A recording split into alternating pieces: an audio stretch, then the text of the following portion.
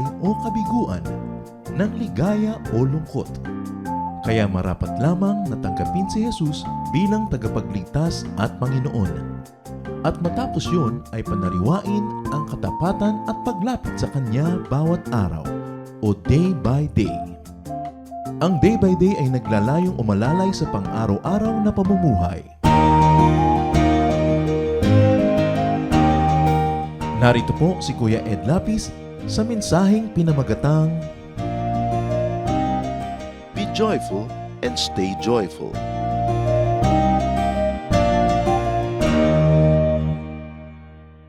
May the God of hope fill you with all joy and peace as you trust in Him, so that you may overflow with hope by the power of the Holy Spirit. Isa sa mga pinakalagi ng tanong, hinahanap, hinahabol-habol ng mananampalataya, joy. Malalim na kaligayahan, beyond pleasure, beyond just happiness. Tining ng loob, kapayapaan, pag-asa, tiwasay, joy. Paano yun nangyayari samantalang napakaraming mga mananampalataya ay wala naman nun? Be joyful and stay joyful. Father, we thank you for life. Our God, we thank you for another day of life that is extended in beauty, filled with our needs, filled with hope, filled even with pleasures and happiness. Salamat sa mga tagumpay na ibinibigay nyo laban sa mga pagsubok ng buhay. Salamat sa patuloy na tibay ng pananalig sa kabila ng napakaraming yumayanig at gumugulo paminsan-minsan. Salamat sa buhay na parati mo, Panginoon, na binibigyan ng pag-asa at binibigyan nyo ng kulay at ganda. Sa sandaling ito, patuloy nyo kaming linisin, patawarin nyo kami sa aming mga kasalanan, Panginoon, at gawin nyo kaming karapat-dapat tumanggap ng inyong pagpapaliwanag. Be our preacher. Kayo ang mangaral, magturo, umakay sa amin. Let us hear your voice and yours alone. Lead us, teach us. Nawa, Panginoon, ang iyong kalooban ay maganap at mapuri ang iyong pangalan at kami naman ay madala mo sa mas mataas na uri ng espiritualidad. Dalangin namin ito sa ngalan ng iyong anak na si Jesus. John 7:37 to 39, Jesus speaks here. Jesus stood up and shouted, "If you are thirsty, come to me and drink. Have faith in me, and you will have the life-giving water flowing from deep inside you, just as the scriptures say." Jesus was talking about the Holy Spirit who would be given to everyone who had faith in Him. Nagtuturo ang Panginoong Yesus sa mga taong lagi nang nangangailangan, nagugutom, nauuhaw, na Siya ang living bread. Siya ang bread from heaven na dapat kainin. Siya ang living water na dapat inumin. At pag doon nainom na ang living water na ito na walang iba kundi siya, hindi ka na mangangailangan pa ng tubig galing sa labas ng iyong katawan, galing sa labas ng iyong isip at puso. Dahil yun na mismo ang magiging balong, magiging well, magiging source of that living water that will flow from within, not from without or not from outside. Sabi niya, itong living water na ito ay walang iba kundi ang tinutukoy ko na Holy Spirit. So there will be a self-produced and self-reproducing life and well-being and joy to those who will receive Jesus, to those who will receive the Holy Spirit that Jesus brings to those who will believe in Him and receive Him. And this is as good as saying how you can be joyful. Pleasure is very dependent on the stimulus. Kaya marami sa atin gusto tumatapat sa mga electric fan kasi nasasarapan lang yung katawan mo habang may katapat na hangin. Pag lumiko na yung hangin sa iba, iba na yung nasasarapan, hindi na ikaw. Pag nawala na yung pinagmumulan ng nagpapasarap sa'yo, wala na yung sarap. Ganon din yung pagkain. Kaya sabi ng iba, lasapin mong mabuti habang nasa bibig mo, tagalan mo ang pag namnam dyan dahil oras na nilulun mo na, paglampas sa lalamunan mo, wala nang sarap. Pagod na, mapapagod na ang digestive system mo. Ang sarap nasa bibig lang. The pleasure is only in the mouth because that's only where you have taste buds. Ano mang uri ng sarap, dependent doon sa momentary pleasure brought about by contact between the stimulus and that which is receiving the stimulus. So, yung pleasure, sandali. Madaling mawala, madaling ibigay. Ang happiness naman, dependent on happenings. Pag maganda ang happening, kahit umaga, kumisan hanggang hapon, masaya ka. But one happening in the morning cannot sustain you for a week. Because one bad happening can outdo all of that and make you feel bad for instance of a month. Tumatagal. Pero yung joy, dahil hindi galing sa stimulus from the outside, dahil hindi ibinibigay ng outside events or happening, but it comes from within, from one's soul, from one's mind. Therefore, self-sustaining yon at hindi umaasa sa tagalabas o mga bagay na galing sa labas. So, pwedeng merong displeasure or unpleasant thing that happens, pero kung sa loob may joy ka, malalim na uri ng ligaya, hindi kayang alisin yon ng unpleasant stimulus. Hindi kayang alisin yon ng unhappy event. That you may be unhappy, but you can still have joy. Kaya magkaiba. At joy ang hinahanap ng tunay na naghahanap ng real thing. And how to be joyful and stay joyful, according to Jesus, is to believe in Him. To come to Him and to receive Him, which is the same as receiving the Holy Spirit. Kaya sa John 20:22, and with that, Jesus breathed on them and said, receive the Holy Spirit. When we become very, very literal about the Holy Spirit, na iniintay mo may pumasok sa iyong usok, o may pumasok sa iyong lamig, o init, o tingling sensation, may inaantay kang marinig ng mga kampana, o mga tunog ng mga trompeta, o kantahan ng mga anghel, you miss the point. Because the Spirit is Spirit, therefore, none of the above.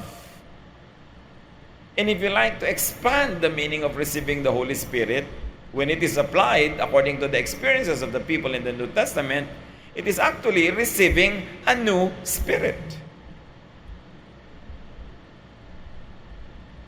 2 Corinthians 5:17, therefore, if anyone is in Christ, the new creation has come. The old has gone, the new is here. The Spirit is here, the new Spirit, the Holy Spirit, when you receive Christ, because you now have a new Spirit within you. You are renewed, you are changed. You metamorphose into something sublime and divine, which in practical terms, and as we have seen in the life of the New Testament people who received the so-called Holy Spirit, is also receiving and having a new mindset. So when you receive Jesus, you receive the Holy Spirit, you actually receive a new spirit, a new way of thinking, a new attitude, a new value system, so that you become a new creation. But when you look at the mirror, you're still the same. So what changed? Change is in your mind. So you change your mind. When you receive the Holy Spirit, when you receive the new Spirit, you become a new person because now you have a new way of thinking. You change your ways unto Jesusness. From the old way to the new way. From the old covenant to the new covenant. From the old system to the new system. Kaya ang sabi ni Jesus, new wine can be contained only in new wineskin. You cannot put new wine in an old wineskin because it will burst and the wine will be spilled. Ang bagong spirito, ang bagong kaisipan, ang bagong pananaw, ang bagong attitude, ang bagong ugali ay dapat sa bagong isip lamang. So, it changes your mind unto Jesusness. And Jesusness is about love, forgiveness, acceptance of others. And only when you have love for yourself and for others, at hindi masamang mahalin ang sarili, sabi ni Jesus, love others as you love yourself. When you forgive yourself and others, when you accept yourself and others, you find rest and peace and you have joy. May kinalaman yung lahat ng yan sa joy. You cannot have joy when you are not at rest, when your heart is not at peace. And you cannot find rest and peace if you don't forgive yourself and others. If you do not love yourself and others. So from an unloving person, you become loving. An unforgiving person, you become forgiving. Therefore, all the troubles brought about by unforgiveness, by separation from people, by anger, by hatred, by jealousy and all that, all of those troubles go away when you become loving. And when you forgive and you become forgiving. And when you get forgiven also. And you get loved. Therefore, you have joy. Kaya sinasabi nila, pag spirit-filled ka, meron kang joy. And people are waiting for a spirit as if the spirit is a cloud or a vapor or some other foreign matter that should enter their body. But when you apply how it has worked in many people's lives in the New Testament, you see that when they receive the Holy Spirit, what really happens is that they have a new mindset. They change the way they think. Their outlook about life is changed. Si Zacchaeus, mula sa sakim na chief tax collector, naging charitable, friendly, and loving. Out of Mary Magdalene, sabi, 7 demons were cast out. 7 troubling demons that tortured her way of thinking and her lifestyle. Yung lahat ng mga dating mga mararamot, nagiging mapagbigay. Yung mga makikitid ang utak, lumalapad ang isip at nagiging mapagtanggap sa kapwa. Yung mga mapanghusga, nagiging maibigin at maunawain. Ang nagiging bunga nun, napapayapa ang kanilang loob kasi wala silang kalaban, nilalabanan at lumalaban sa kanila. Nagkakaroon ng peace. Nagkakaroon ng harmony, and they begin to have joy. When they begin to have a new way of thinking. As long as you live in you, you won't have joy. Because our former selves are very selfish, very driven to get even or to get on top of others. Our old selves are filled with envy and malice and greed and desire, and all of that will never give us joy. How to have joy and remain joyful? Let Jesus live in you. You have to vacate yourself and let Jesus live in you. Galatians 2:20, I have been crucified with Christ, and I no longer live, but Christ lives in me. The life I live in the body, I live by faith in the Son of God, who loved me and gave Himself for me. So ano yung live by faith? Hindi lang yun kontra sa works. It means I believe in Him, therefore I will subscribe to His way, to His teaching, to His system, which is forgiving and loving. Because you can find peace only when you are forgiving and loving, and you can find joy only when you are peaceful. So let Jesus live in you is equivalent to let the Holy Spirit live in you. Which is equivalent to let the new thought, the new thinking, the new mentality lead you. Kahit memoryahin lahat ng verses habang hindi ka nagpapalit ng paraan ng pag-iisip, ng pananaw, ng pangangatwiran at paninindigan, and be informed and defined and shaped and colored and flavored by love, you will never have peace. Therefore, you will never have joy. Ang pinapalitan, pag sinasabing tinanggap si Jesus at tinanggap ang Espiritong Banal, pinapalitan ang lumang paraan ng pag-iisip at hinahayaan na si Kristo ang kumilos sa ating utak na mag-iisip tayo tulad niya, hindi tulad nung dati nating pagkatao. Let the Spirit of Jesus colonize your mind to change you. Romans 12:2, do not conform to the pattern of this world, but be transformed by the renewing of your mind. Hindi sinabing be transformed by joining our religion. Be transformed by memorizing all the verses. Be transformed by becoming strict. No, be transformed by the renewing of your mind. Therefore, you will have to pattern your thoughts after the thoughts of Jesus. Not of the Pharisees, not of Moses, not of anyone, but of Jesus, because you will let Jesus live in you. So you always ask yourself, what would Jesus do if Jesus was in my situation? And because you let Jesus live in you, you would do as Jesus would do, not as you would want to do yourself. And when you keep on doing this, difficult at first, your action becomes a habit when continuously repeated. Your habit will become your lifestyle. Your lifestyle and your habit will become your character. Your character will become you. Then and only then will you have the joy of the Spirit. So you begin with an action. Pleasant or unpleasant, easy or difficult, do as Jesus would do. Think as Jesus would think. And then make it a habit by continuously repeating it. Kahit sa exercise, merong muscle memory. Mga dancer, practice ng practice para pag nasa entablado na at palabas na, hindi na nila iniisip ang gagawin kasi yung muscle na nila may memory. Gagawin na nila yung pinractice ng pinractice.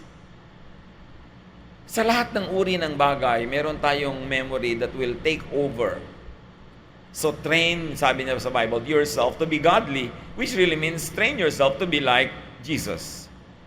How can you be joyful and stay joyful?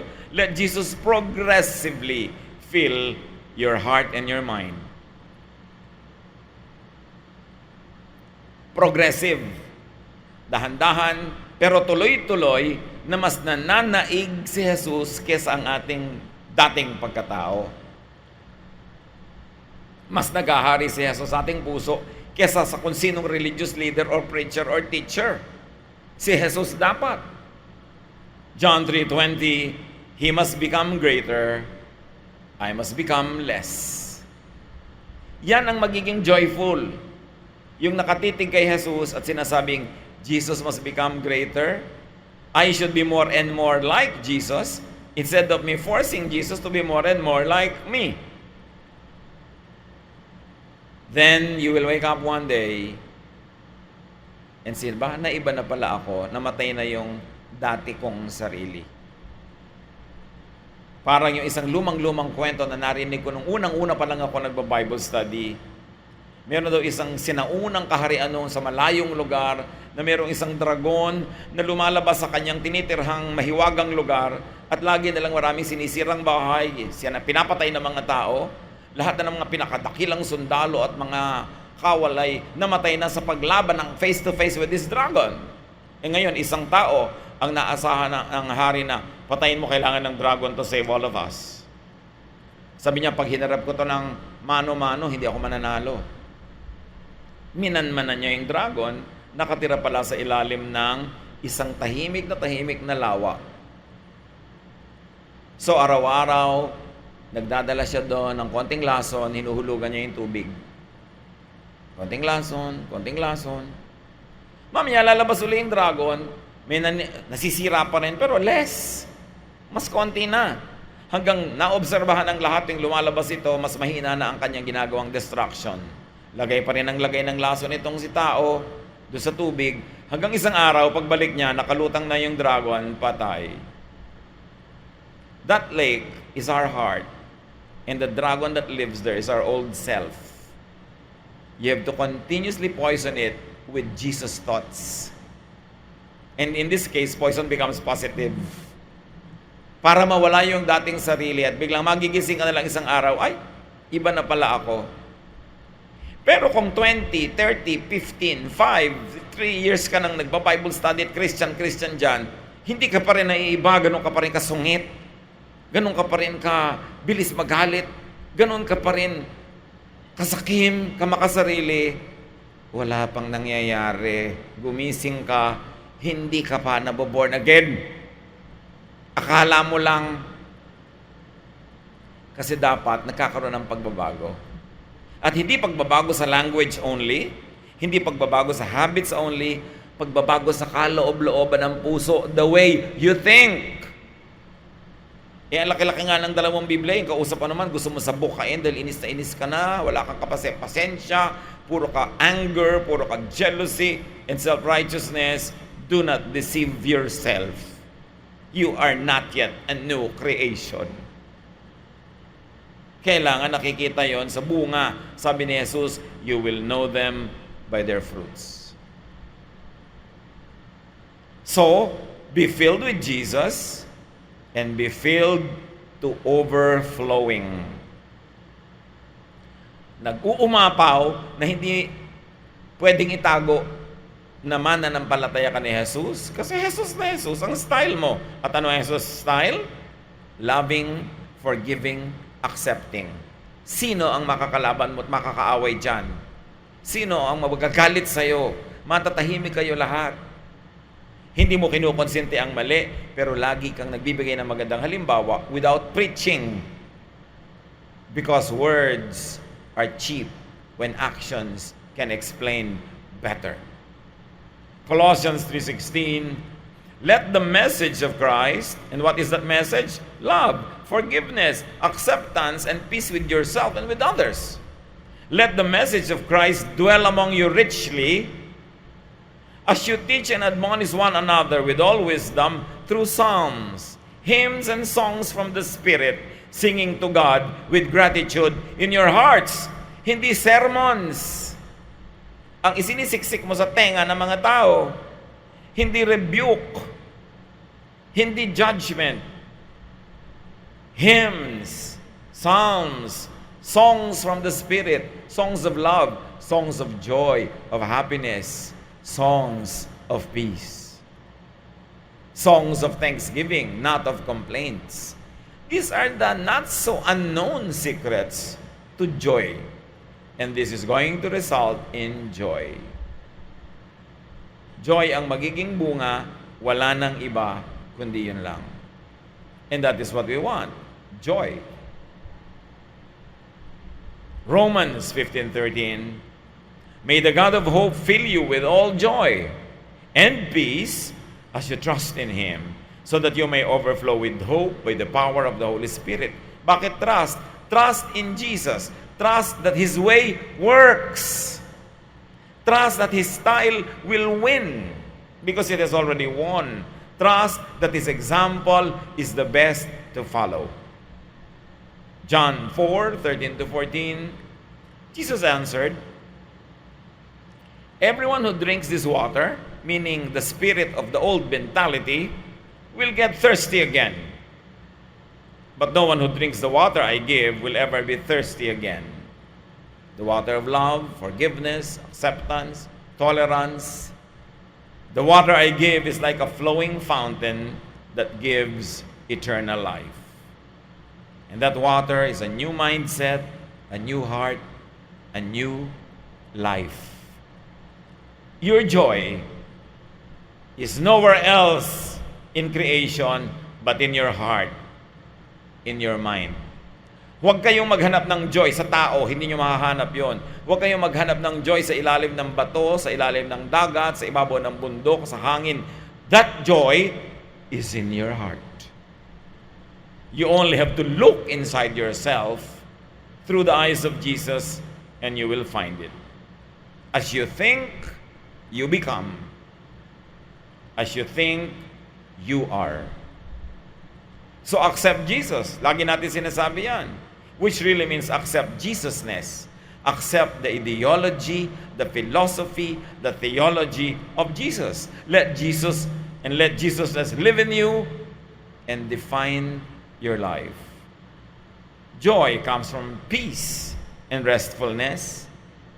Peace and restfulness comes from Jesus, from love, from acceptance of others and of yourself, from forgiving others and yourself, and from peace with others and with yourself. Huwag kayong maghanap ng joy sa mga sanga ng puno. Huwag kayong maghanap ng joy sa mga romansang hindi nagaganap at lagi na lang nakakatakbo. Huwag tayong maghanap ng joy sa pera, sa kung saan-saan. Joy is in our hearts. Let Jesus live in you and you will overflow with joy. It is not a magical moment when you wait for something from the outside to come from within you.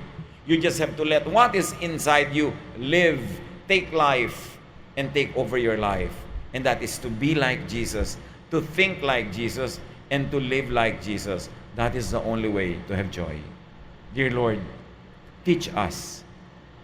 Unlock the powerful mystery of these simple teachings so we can understand it and apply it in our daily lives. To accept Jesus is to accept His mind, His mindset, His thoughts. To let His thoughts live in our minds so that our minds will control our body so that He can live in us and through us. Think about this. Ask God to explain this to you in a personal way. Spend some time reflecting about this.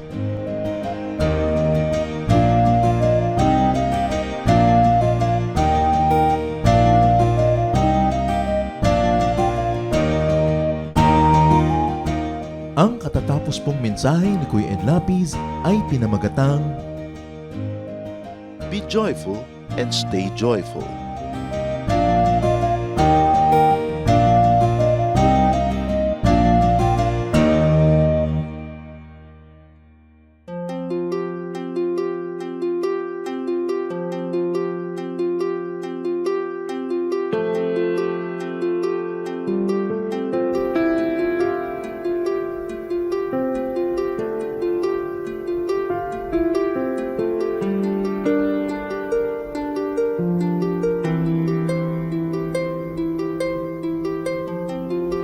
Panginoon, ang sabi niyo sa akin, lumapit lang sa inyo. Ibig ko'y diringgin, pasanin ay aalisin. Lahat ng kabigatan ng isip at katawan, ilalagak ko na sa inyong kanlungan. Nais kong madama, haplos ng iyong kamay, paghako sa damdamin, sinisiklot ng buhay. Nais kong madama, init ng iyong yakap. Sa sandaling ito, hanap ko ay paglinga.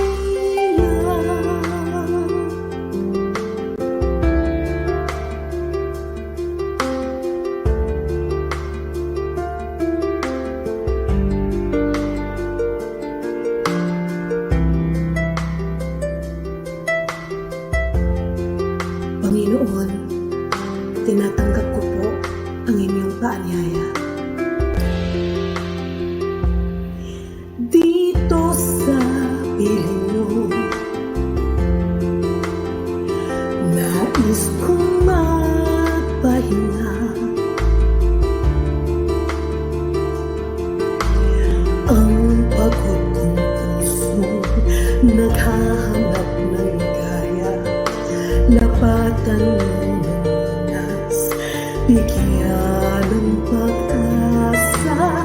Nais kong madama, haplos ng iyong kamay, paghakot sa damdamin, sinisiklot ng buhay. Nais kong madama, init ng iyong yakap. Sa sandaling ito, hanap ko ay paglinga.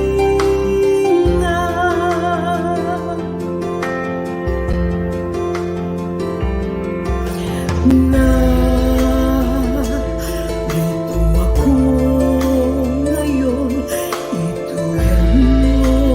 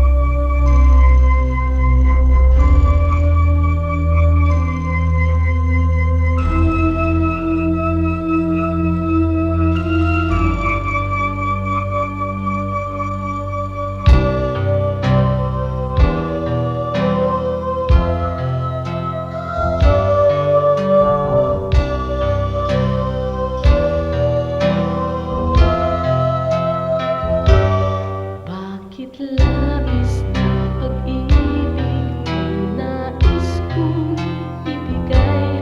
Magmula nang tanggapin ko si Jesus sa aking buhay. Noon ng Diyos sa puso ko'y isang katang-isip lamang. Ngunit ngayon siya ay katotohanan. Mayroon akong pag-ibig dito sa puso ko. Mayroon akong pag-ibig nais kong ibahagi lagi sa inyo.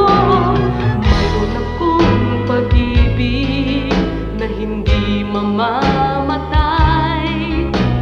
Mayroon akong pag-ibig, ito ay panghabang buhay. Labis-labis na pag-ibig ang sa'yo'y naghihintay. Pag sa puso'y tanggapin mo si Jesus na siyang buhay.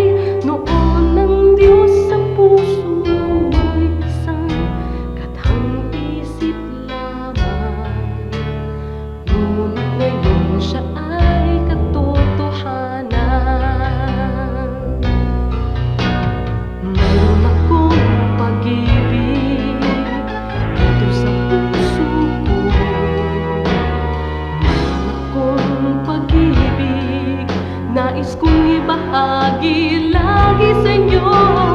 Mayroon akong pag-ibig na hindi mamamatay. Mayroon akong pag-ibig, ito ay panghabang buhay. Mayroon akong pag-ibig, ito ay panghabang buhay. Mayroon akong pag-ibig, ito ay panghabang buhay.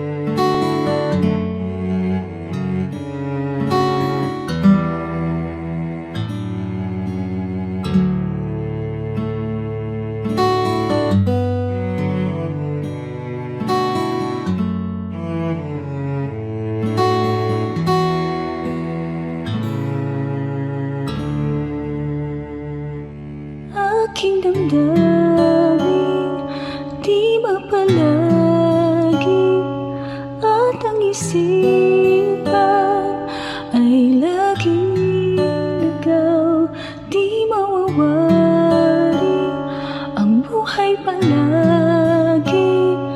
Kahit itama ay hindi sapat, nais kong itama ang lahat. Ngunit iabot at di sapat. Jesus, kailangan kita. Jesus, hindi mangangamba. Jesus, pag-ibig niyo'y iba di mapapantayan kahit na sinuman. Jesus, kailangan kita. Jesus, sa'yo'y hindi mangangamba. Jesus, sa piling niyo ako'y laging may pag-asa.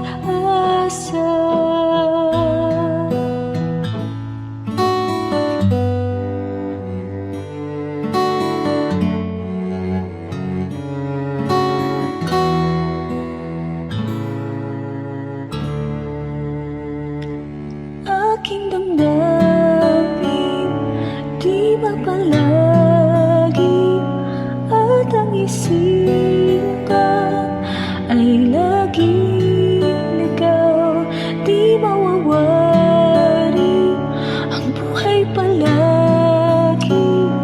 Kahit itama ay hindi sapat, nais kong itama ang lahat. Ngunit iabot at di sapat. Jesus, kailangan kita. Jesus, hindi mangangamba. Jesus, pag-ibig niyo'y iba di mapapantayan kahit na sinuman. Jesus, kailangan kita. Jesus, sa'yo'y hindi mangangamba. Jesus, sa piling niyo ako'y laging may pag-asa. Jesus, kailangan kita. Jesus,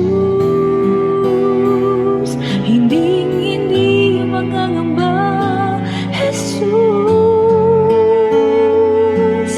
pag-ibig niyo'y iba di mapapantayan kahit na sinuman. Jesus, kailangan kita. Jesus, sa'yo'y hindi mangangamba. Jesus, sa piling niyo ako'y laging may pag-asa.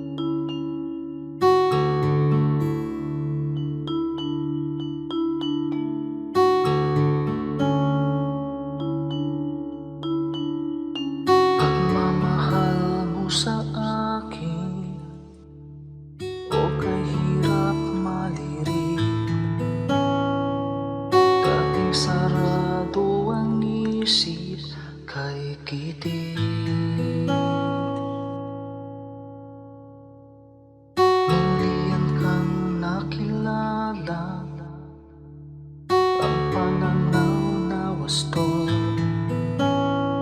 unawa sa kapwa-tao, nais mo.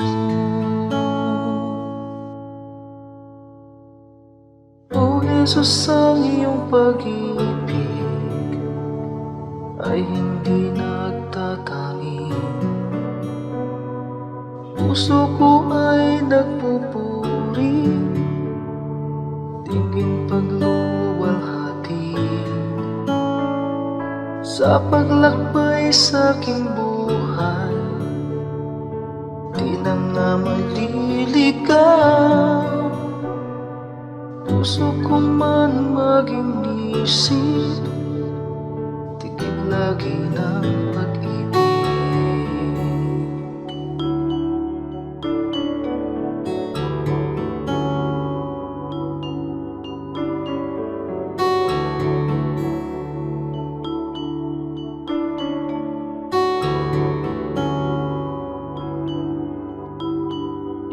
Kung ako'y magsalita man, wika ng bawat tao, kung pag-ibig ay wala, tila batingaw. Ang dalisay na pag-ibig ay mapagpahinuhod at hindi na nagkukulang kailanman. O Jesus, ang iyong pag-ibig ay hindi nagtatangi. Puso ko ay nagpupuri, tingin pagluwalhati sa paglakbay sa aking buhay. Di na nga maliligaw, puso ko man maging isip, tigil lagi ng pag-ibig. O Jesus, ang iyong pag-ibig ay hindi nagtatangi. Puso ko ay nagpupuri, tingin pagluwalhati